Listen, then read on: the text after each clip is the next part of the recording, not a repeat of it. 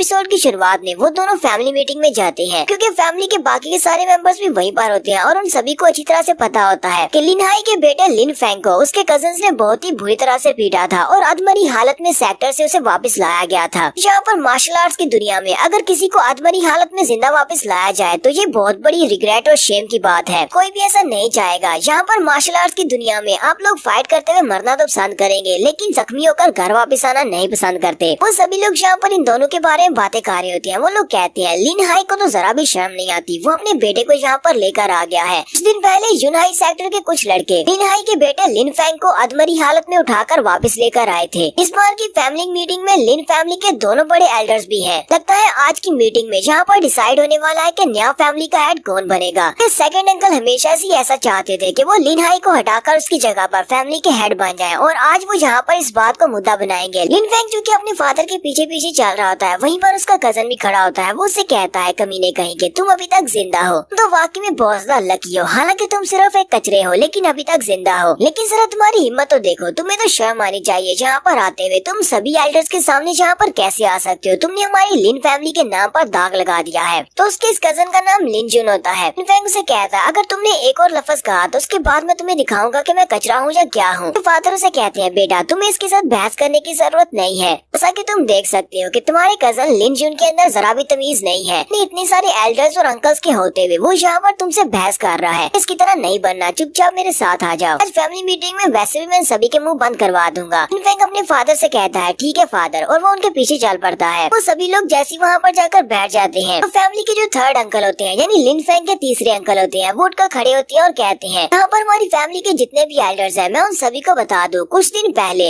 यूनहाई sector के लोग हमारे पास आए थे और वो वहाँ से लिन फेंग को उठाकर लाए थे। लिन फेंग ने वहाँ पर बहुत ही बुरी तरह से मार खाई थी। इतनी सारी मार खाने के बाद वो कोमा की हालत में था। क्या आपको पता है कि इसकी वजह से हमारी लिन फैमिली के नाम पर एक दाग लग गया है। ये हमारे लिए बहुत ही बड़ी डिस्ग्रेस की बात है। इसलिए मैं यहाँ पर आप सभी के सामने ये प्रस्ताव रखना चाहता हूँ कि लिन फेंग को फैमिली से बेदखल कर दिया जाए, इसे फैमिली से निकाल दिया जाए, ये इस लायक नहीं है। लिन फेंग के फादर उठकर खड़े हो जाते हैं और उसे कहते हैं थर्ड ब्रदर बस बहुत हो गया, तुम ऐसा नहीं कह सकते। तुम ये बात अच्छी तरह से जानते हो कि फैमिली का हेड इस वक्त मैं हूँ। फैमिली का हेड होने के नाते अपनी फैमिली के बारे में जो भी डिसाइड करना है वो मैं डिसाइड कर सकता हूँ। तुम्हें मेरे बेटे के बारे में फैसला लेने की जरूरत नहीं है। जाओ जाकर चुपचाप अपनी सीट पर बैठ जाओ। तो यहीं पर फादर के साथ ही लिन फेंग के बड़े अंकल भी बैठे होते हैं। ये टोटल 3 भाई हैं। भाई का नाम लिन बा होता है। लिन बा उसे कहते हैं हाँ ये बात हम सभी लोग अच्छी तरह से जानते हैं कि तुम्हें फैमिली का हेड बनाया गया है, लेकिन तुम थर्ड ब्रदर से इस तरह बात नहीं कर सकते। वो भी क्लैन का एक लीडर है, वो भी यहाँ पर क्लैन को रिप्रेजेंट कर रहा है। तुम्हारे बेटे की वजह से हमारे पूरे क्लैन को नुकसान पहुँचा है, हमारी इज्जत दाव पर लगी है। लिन फेंग के फादर उसे कहते हैं तुम तो बस यहाँ पर मेरी फैमिली हेड की पोजीशन लेना चाहते हो, इसलिए तुम सभी लोगों ने मिलकर जो प्लान बनाया है। तो तुम्हें लगता है कि मुझे इस सब के बारे में नहीं पता कि ये सारा तुम्हारा अपना प्लान है। लिन फेंग के फादर जल्दी से उठकर बाहर निकल आते हैं और उसे कहते हैं तो ठीक है मैं तुम्हारे इस प्लान को पूरा करने में तुम्हारा साथ देता हूँ। क्यों ना हम दोनों यहाँ पर एक फाइट करें, जो भी हम में से जीतेगा नया फैमिली का हेड बन जाएगा और जो हारेगा उसे यहाँ से जाना पड़ेगा। और उसके बाद जब मैं इस फाइट को जीत जाऊंगा कोई भी यहाँ पर अपनी बकवास नहीं करेगा, सभी लोग अपने मुंह बंद रखेंगे। थर्ड ब्रदर भी जल्दी से बाहर निकल आते हैं और कहते हैं हाँ क्यों नहीं, क्या तुम्हें लगता है कि मैं अपने छोटे भाई से डरता हूँ? ठीक है हम लोग फाइट करते हैं। वहीं पर फैमिली के एल्डर्स भी खड़े होते हैं। एक एल्डर बड़े एल्डर से कहते हैं एल्डर लिन हाई को लगता है कि ये बहुत ज्यादा स्ट्रॉन्ग है, ये यहाँ पर किसी को भी चैलेंज कर सकता है, यहाँ तक कि इसने अपने बड़े भाई को भी चैलेंज कर दिया। लगता है कि हमें इसे एक अच्छा सबक सिखाना चाहिए। ग्रैंड एल्डर उनसे कहते हैं मुझे तो नहीं लगता कि इसे सबक सिखाने की जरूरत है, जबकि ये दोनों यहाँ पर फाइट करने वाले हैं। जो भी इनमें से जीतेगा उसे हम लोग नया फैमिली का हेड बना देंगे। लिन हाई के लिए इतनी सजा काफी रहेगी। वो सभी लोग चुपचाप वहाँ पर इस फाइट को देखने के लिए रेडी हो जाते हैं। लेकिन उसी वक्त लिन हाई अपनी पावर्स को रिलीज करते हैं और उनकी बॉडी के अंदर से बहुत सारी आइस स्पिरिट निकलती है कि इनके पास नेचर टाइप की स्पिरिट एनर्जी है। लिन हाई जैसे वहाँ पर अपनी आइस स्पिरिट को रिलीज करते हैं तो वो सिर्फ एक ही अटैक के साथ अपने बड़े भाई को वहाँ पर एक बड़े से आइस क्रिस्टल में जमा देते हैं और वो भी वहाँ पर चिल्लाना शुरू कर देते हैं। थर्ड ब्रदर कहते हैं ऐसा कैसे हो सकता है, इसका आइस स्पिरिट तो पहले से बहुत ज्यादा स्ट्रॉन्ग हो चुकी है। साथ ही लिन हाई अपनी आइस के क्रिस्टल को तोड़ते हैं। उसके थर्ड ब्रदर काफी ज्यादा जख्मी हो जाते हैं, उनके मुंह से ब्लड निकल रहा होता है, तो वहीं पर नीचे गिर जाते हैं। गिरने के बाद लिन बाओ से कहते हैं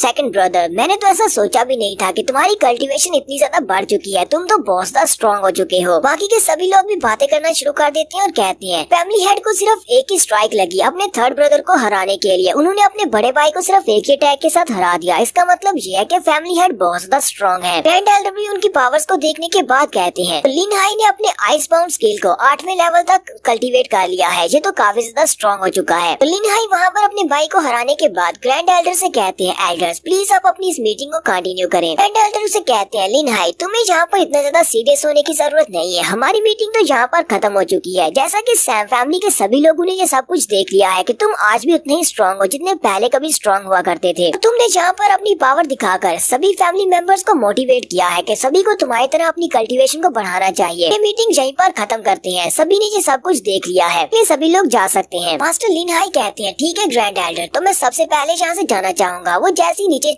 सीढ़ियाँ उतर कर जाने लगते हैं, वहीं पर थर्ड ब्रदर खड़े होते हैं कि लिन हाई के छोटे भाई हैं। वो उसे कहते हैं, मैं देखता हूँ कि तुम कब तक अपने इस छोटे कचरे को अपने पीछे प्रोटेक्ट करते रहोगे, हमेशा इसको बचाने के लिए यहाँ पर मौजूद नहीं रहोगे। जब ये कजन लिन जुन भी कहता है, मेरे फादर बिल्कुल ठीक कह रहे हैं, आपका बेटा तो एक कचरा है और हमारी फैमिली के नाम के ऊपर एक बहुत बड़ा धब्बा है। लिन हाई अपने छोटे भाई से कहते हैं, मैं चाहता हूँ कि तुम अपने बेटे के मुंह पर लगाम लगाओ कि अगर वो इसी तरह की बकवास बातें करता रहा तो किसी दिन वो या तो मेरे हाथों से या फिर मेरे बेटे के हाथों से मारा जाएगा। ये अपने बेटे को थोड़ी सी तमीज सिखानी चाहिए। लिन फैंग आगे बढ़ता है और लिन जुन से कहता है, लिन जुन तुम यहाँ पर हर रोज एक ही बात करते हो कि मैं एक बहुत बड़ा कचरा हूँ, मैंने फैमिली के नाम के ऊपर दाग लगा दिया। तुम्हें वाकई में लगता है कि मैं एक कचरा हूँ? अगर मैं यहाँ पर इन सभी के सामने तुम्हें हरा दूँ के बाद मुझे बताओ कि हम दोनों में से कचरा कौन होगा। लिन जुन भी आगे से हंसना शुरू कर देता है और कहता है, लगता है कि तुम्हारा दिमाग भी खराब हो चुका है, मार खाने की वजह से तुम्हारे सर पर चोट लगी है, तुम पागल तो नहीं हो गए? तुम्हें लगता है कि तुम अपने आप को मेरे साथ कंपेयर कर सकते हो? लिन फैंग उसके सामने खड़ा हो जाता है और उसे कहता है, बकवास बंद करो, अगर तुम्हें मुझसे फाइट करनी है तो फाइट करो और उसके बाद देखते हैं कि कौन कचरा है और कौन पावरफुल है। लिन जुन उसे कहता है, मुझे भी तुमसे जरा भी डर नहीं लगता, चलो फाइट करते हैं। लिन जुन के फादर उसे कहते हैं, बेटे इस लड़के को अच्छा सबक सिखाना, सभी को दिखा दो कि तुम कितने ज्यादा काबिल हो।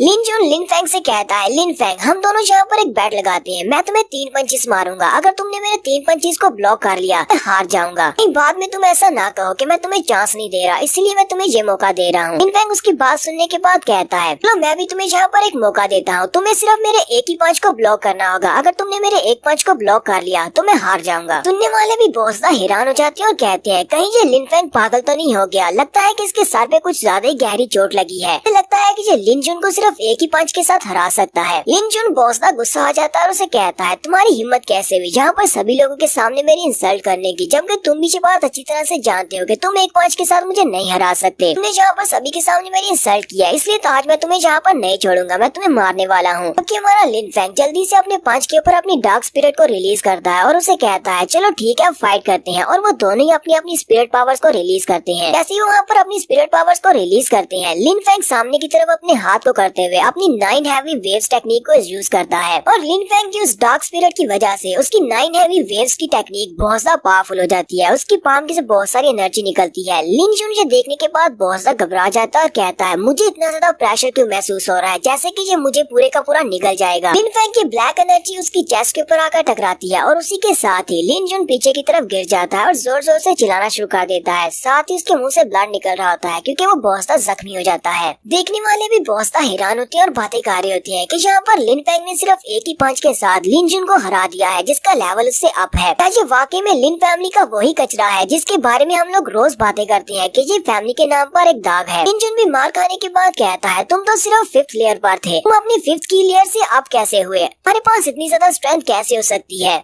लिन फैंग लिन जुन को हराने के बाद उसे कहता है, लिन जुन तुम हमेशा ही मेरे बारे में कहते हो कि मैं फैमिली के नाम पर दाग हूँ और मैं कचरा हूँ, मैं बेकार इंसान हूँ, लेकिन तुम तो यहाँ पर मेरे एक पंच को भी बर्दाश्त नहीं कर पाए और हार कर यहाँ पर ग्राउंड पर पड़े हो, तो इसका मतलब तो ये हुआ कि तुम मुझसे भी बड़े कचरे हो। फिर साथ ही वो अपने अंकल से कहता है, छोटे अंकल अब भी हमेशा अपने बेटे की तरह हमेशा ये बात करते हैं कि मैं एक कचरा हूँ, हालांकि आपको सीनियर होने के नाते मेरे बारे में इस तरह की बात नहीं करनी चाहिए थी। अब जबकि आपका बेटा वहाँ पर मेरी जगह पर पड़ा है, तो अब आप अपने बेटे को कचरा कहेंगे या नहीं कहेंगे? तुम्हारा बेटा इस वक्त मुझसे भी ज्यादा बुरी हालत में है। लिन जुन हारने के बाद लिन फैंग से कहता है, हाँ ठीक है तुम मुझसे स्ट्रॉन्ग हो सकती हो, तुमने यहाँ पर किसी न किसी तरह मुझे हरा दिया है, लेकिन तुम्हें यहाँ पर शो ऑफ करने की जरूरत नहीं है क्योंकि इस दुनिया में यहाँ पर हर तरफ मार्शल आर्ट्स है, तुम में से हमेशा कोई ना कोई स्ट्रॉन्ग जरूर होगा। लिन फैंग उसे कहता है, तुम्हें किसने कह दिया कि मैं यहाँ पर शो ऑफ कर रहा हूँ? मुझे ये बात अच्छी तरह से पता है कि मुझसे कोई ना कोई स्ट्रॉन्ग है, मैं यहाँ पर शो ऑफ नहीं कर रहा, मैं तो बस यहाँ पर तुम्हारे उस फेवर को वापस कर रहा हूँ। तुम लोग मुझे कचरा कहते कहते थे, तो मैंने यहाँ पर तुम्हें हराकर ये बात साबित कर दिया कि मैं कचरा नहीं बल्कि तुम लोग कचरे से भी ज्यादा बुरे हो। आज के बाद उन सभी लोगों के साथ बिल्कुल ऐसा ही होगा, जो दूसरों को बुरा कहेंगे उनके साथ बुरा ही होगा। साथ ही हमारा लिन फेंग आगे बढ़ता है और अपने डैड से कहता है, डैड चलो घर वापस चले। उसके डैड भी इस बात से बहुत ज्यादा खुश हो जाते हैं कि उनके बेटे ने जहाँ पर सभी लोगों के सामने उसकी इज्जत बढ़ा दी और कहते हैं ठीक है बेटा घर चलते हैं। और यहीं पर हम लोग अपनी एपिसोड 2 का एंड करेंगे। एपिसोड की एक्सप्लेनेशन अच्छी लगी हो तो कमेंट करके जरूर बताइएगा। चैनल को सब्सक्राइब कर दे, वीडियो को लाइक और शेयर कर दे। शुक्रिया।